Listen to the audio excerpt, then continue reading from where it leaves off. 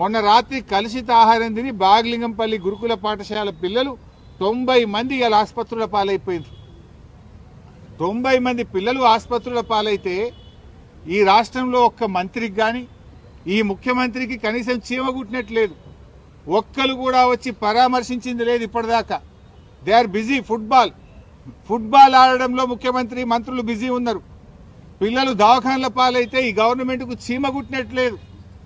5 కోట్లు పెట్టి ఫుట్బాల్ నేర్చుకోవడానికి 5 కోట్ల గవర్నమెంట్ డబ్బులు పెట్టి రేవంత్ రెడ్డి ఫుట్బాల్ స్టేడియం కట్టుకున్నాడు.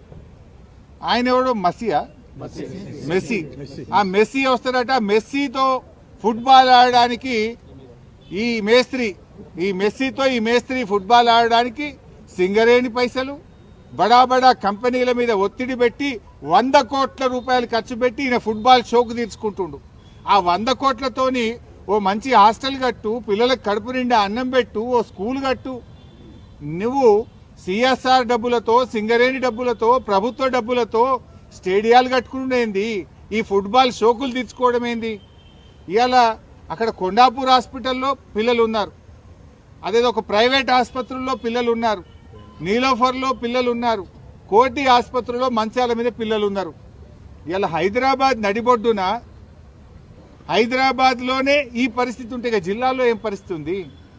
ఇలా మంత్రులు, ముఖ్యమంత్రి అందరు హైదరాబాద్లో ఉన్నారు. ఈ పిల్లల్ని వచ్చి చూడడానికి మీకు టైం దొరకలేదా? మీకు ఎంతసేపు ఫుట్బాల్ ఆడడానికి నీ షోకులకే టైం సరిపోతలేదు, నీ కబ్జాలకు, నీ కమిషన్లకే నీకు టైం సరిపోతలేదు. పిల్లల్ని ఆడబట్టించుకుంటున్నావు నువ్వు. ఈ రోజు వరకు హైదరాబాద్లో ఆసుపత్రుల్లో పిల్లలు మంచాల మీద ఉంటే ఒక్క మంత్రి కానీ ముఖ్యమంత్రి కానీ వచ్చి పరామర్శించాల్సిన బాధ్యత లేదా? 61 సార్లు ఢిల్లీ వేయండి ముఖ్యమంత్రి. 61 సార్లు ఢిల్లీ పోవడానికి టైం ఉంటుంది, నువ్వు పోయి ఫుట్బాల్ ఆడడానికి నీకు టైం ఉంటుంది. కానీ ఈ పిల్లల్ని పరామర్శించడానికి, ఈ పిల్లలకు ఏం జరిగిందో తెలుసుకోవడానికి రేవంత్ రెడ్డి నీకు టైం లేదా అని నేను అడుగుతా ఉన్నా.